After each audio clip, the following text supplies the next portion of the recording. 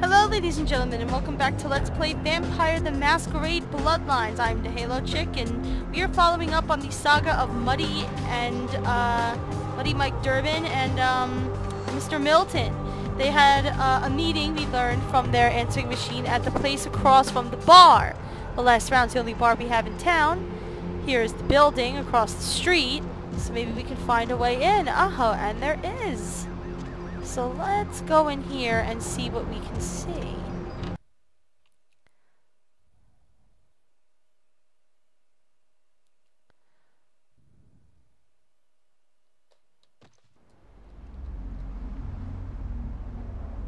Looks like a warehouse kind of place. Oh Lord! There's somebody hanging! Oh, that's beautiful. I see there's a key card up there too. Whoa, what are you cowering about? Maybe you can tell us what went on here. Did you see it? The headless corpse? It's kind of hard to miss. They done tore him up, right in two, ripped him apart like a rag doll. Tell me what you saw. These two guys, the dead guy and the other, when they showed up, I've been living here, so I hid. I thought maybe they was owners or cops come to clean the place out. Who was the other guy? A dead feller called him Muddy. Okay, so that's Mr. Milton that's dead, and Muddy Mike Durbin escaped. So this dead guy and Muddy, what were they doing here? They was waiting on someone. They was going to do some kind of job, they were saying. But the person they was meeting, well, he was late. So the one guy leaves to find the phone and call him, and the dead guy stayed. Well, that's when the killer, that's when he showed up. Showed up? 1 second he wasn't there, and then he was. Like out of the shadows he come up. Scared the shit out of the dead guy. I'd like to scream, but I couldn't breathe. Then what happened? Oh, that killer, he grew these claws. I swear it, I saw it. The dead guy went white, like he seen the devil, and then the killer grabbed him round the neck and lifted him up and started cursing at the guy. What'd he say? Oh, I couldn't hear too good. Something about revenge for what he did or what they did. The killer made sure the dead guy knew who he was and then ripped him open. Just tore him apart. He did it real slow and made the guy scream. If you tell anyone that story, they'll lock you up forever. You should leave now. Okay, I will. I don't want to never think about that again. And as you can see, it updates the Carnival of Death quest. As you can see, the person who killed Mr. Milton, the death is very much similar to the death at the Santa Monica Pier. So it looks like that guy who killed this dude is the same guy that killed the guy at the Santa Monica Pier, and he is the pier killer. Now you can walk up via this way, but obviously there's fire and that will hurt you. So I will show you how to get up there without getting burnt by fire. Or actually, okay, there's this Let's Player named H.C. Bailey. I absolutely love him. He does all tons of Final Fantasy and all these great old school RPGs. He's fantastic. Search for him on YouTube. It's H.C. B-A-I-L-L-Y. H.C. Bailey. He's fantastic. And I love the way that he says stuff, and that just reminded me of the way he says stuff, so I'll do this in, I'll re-say that line in H.C. Bailey fashion. You can go up here, but don't go because that is fire and it will kill you! Oh, H.C. Bailey, you are my hero. If I could be half as good of an LPer as you, I would be happy. He's just so funny. He's fantastic. Okay, so we can go up here, and as we saw from that little zoom in, there is a key card here.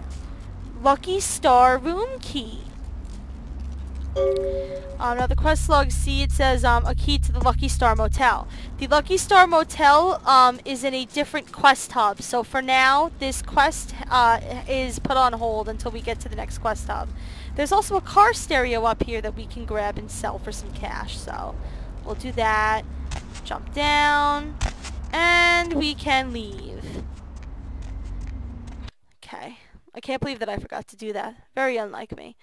We still have a good chunk of time left in the video, so I guess we could start the trek to Grout's mansion. I can at least give you a little bit of an introduction about what to expect inside the mansion. There's a lot of enemies. There's a lot of different door puzzles and lever puzzles, and it's a kind of an annoying place to go through just because there is so much and it is so overwhelming and confusing, and it's a purposeful thing because if you remember, Alistair Grout is the Malkavian primogen, and Malkavians are crazy, so yes, you can only imagine how crazy this man's mansion is. For one thing, he has a whole goddamn mansion to himself.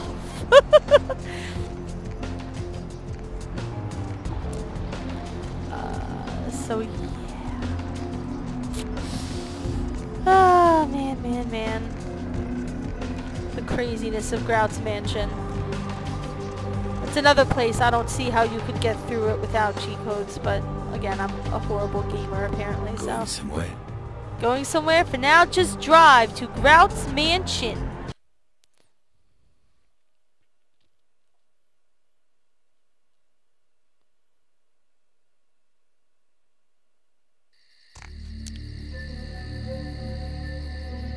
Ho ho ho! It's Nines!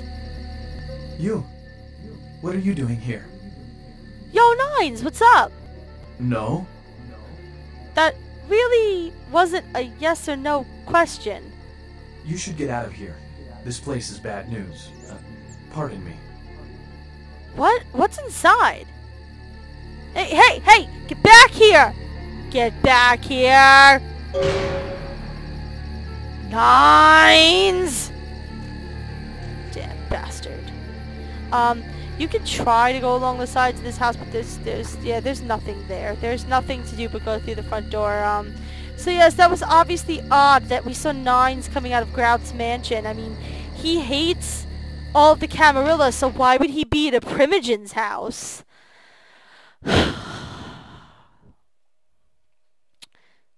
Who knows? I guess we'll have to wait and see. The truth shall reveal itself. And you can tell already how awesome this is going to be. There's lots of psycho giggling children. For some reason, the perception abilities of the enemies in this place seem to be a lot lower than normal. I find it much easier to sneak up on people in this mansion than anywhere else in the game. So let's see if we can do a sneak kill.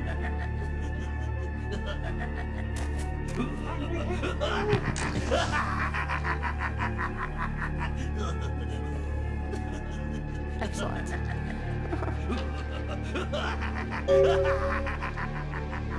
Let's see if we can do another sneak kill. Let's see if we can do one with...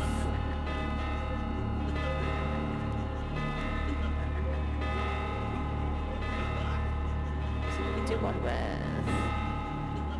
Hey!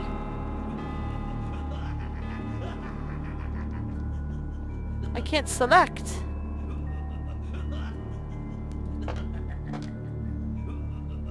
What the hell's up with the game? Glitching. Anyway.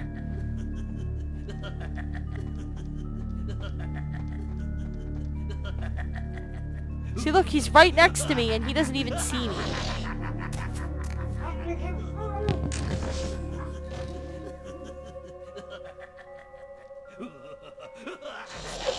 Okay, now they saw me.